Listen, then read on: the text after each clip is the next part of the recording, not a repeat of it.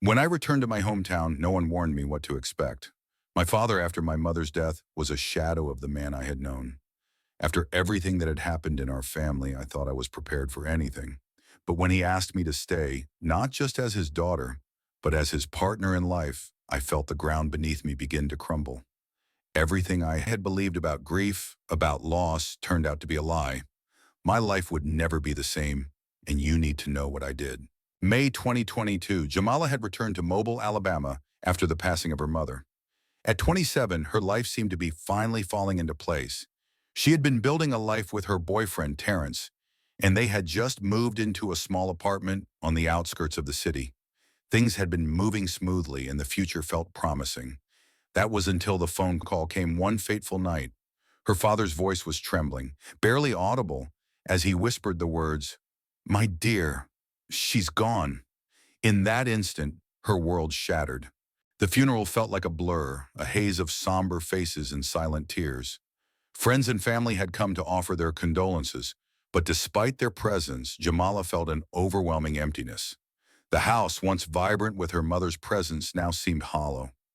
She and her father stood together at the graveside, his hand clutching hers tightly as though he feared she might slip away as well.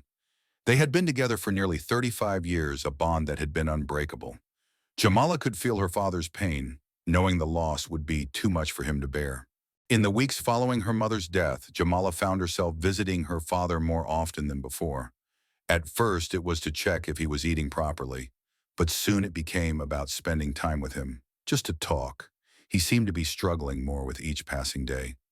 The house, once a home full of life and laughter, now felt eerily quiet.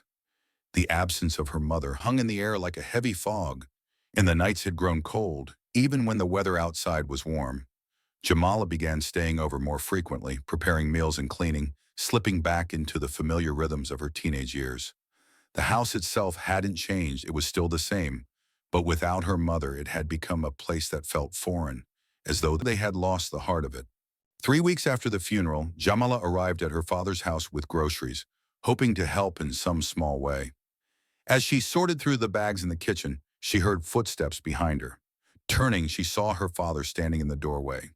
His face was tight with tension, his eyes darker than usual.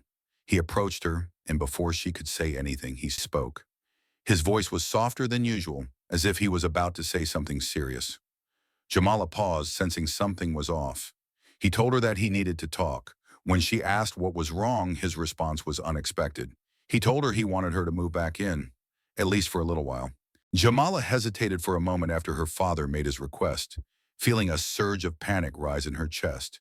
His words, though soft and filled with sorrow, left her uncertain of how to respond. It seemed impossible that her father, a man who had always been independent, would need her in this way. She could sense the depth of his loneliness, the pain that radiated from him as he confessed his inability to sleep, to eat, to find peace in the quiet house. The weight of the loss was evident in every word he spoke. Jamala wasn't sure if it was grief or something deeper driving his need for her presence. But she agreed to stay, albeit temporarily. She told herself that it was just a phase, a part of the healing process, and that her father needed her. After discussing the situation with Terrence, he expressed concern.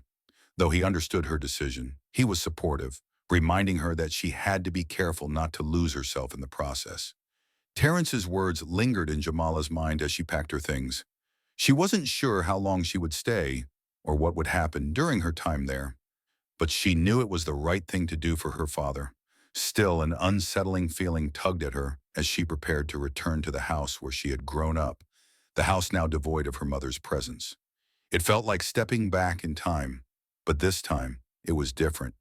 She wasn't just returning to the home she knew.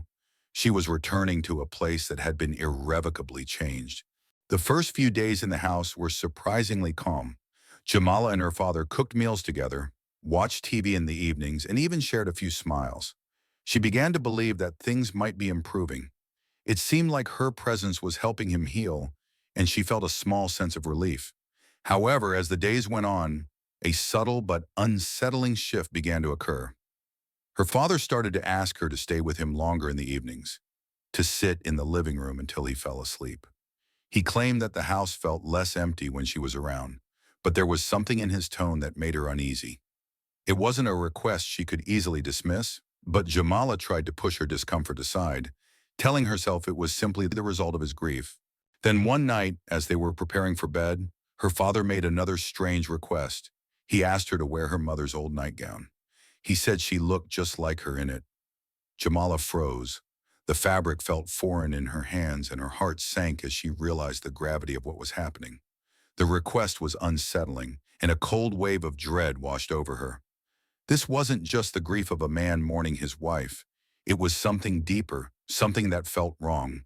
But Jamala, still unsure of how to handle the situation, chose to ignore her growing discomfort, thinking it was merely a misguided expression of his sadness.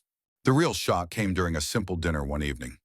They were eating spaghetti, a meal that had always been a family favorite, when her father said something that made Jamala's blood run cold.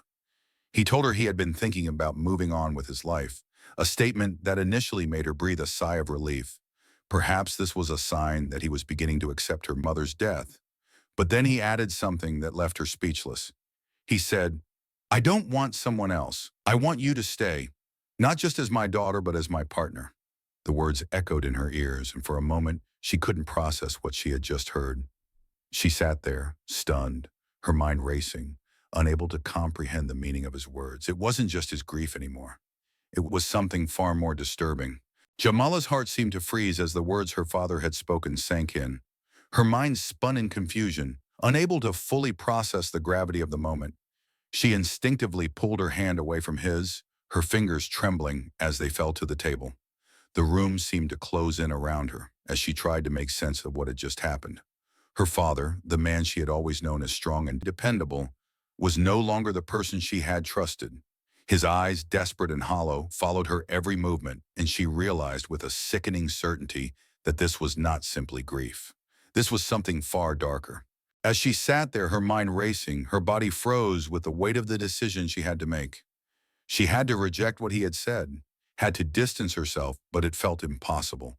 The ties that bound her to him were too strong, and she could not fathom the depth of his pain. She told him, her voice shaking, that what he was asking was unacceptable. His face crumpled, and he quickly apologized, claiming his words were the result of his grief twisting his thoughts. But Jamala couldn't shake the feeling that this was more than just a moment of weakness.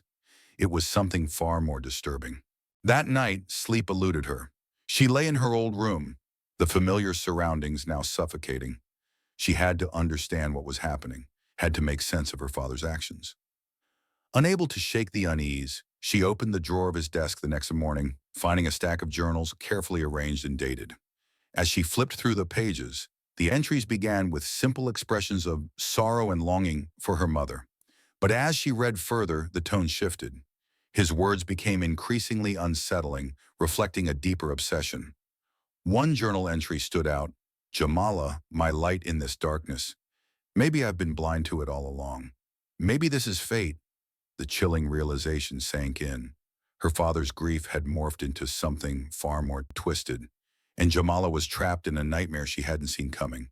Jamala sat in the quiet of her childhood home, her mind racing with thoughts of what had happened and what was still to come. The weight of the decision hung heavily on her heart, but she knew deep down that staying any longer would only enable something far more dangerous. The relationship she had with her father was no longer healthy, and if she didn't make a break, she would be consumed by it. It was clear that the grief he had been experiencing had twisted into something far more unsettling, and she could no longer ignore the toll it was taking on both of them. With great difficulty, Jamala sat down with her father. She knew the conversation would be painful, but it was necessary. She told him, with a calm that barely concealed the storm within her, that she had to leave. He needed real help, she explained. This wasn't just the pain of losing a loved one. It was something deeper, a psychological burden that required professional care. Her voice wavered, but she stood firm. Her father didn't protest. His face, pale and weary, showed no resistance. They both understood that this was the only way forward. In the weeks that followed, Jamala kept her distance but remained in contact, watching as her father took the first steps toward healing. He began seeing a therapist and joined a grief support group, slowly working through the emotions that had long been buried. It wasn't easy, but it was progress. He planted flowers in the garden that her mother had once tended, As for Jamala, she realized just how far grief could go, how it could reshape reality and distort the mind. It had the power to take something pure and twist it into something unrecognizable. But she also came to understand that love didn't always mean being there for someone, no matter the cost. Sometimes love meant setting boundaries, stepping away, and protecting herself from further harm. She continued to visit her father once a week, and their conversations often revolved around memories of her mother. They laughed, cried, and shared stories, but they never spoke of that night. Some things Jamala understood were better left in the past, buried where they belonged.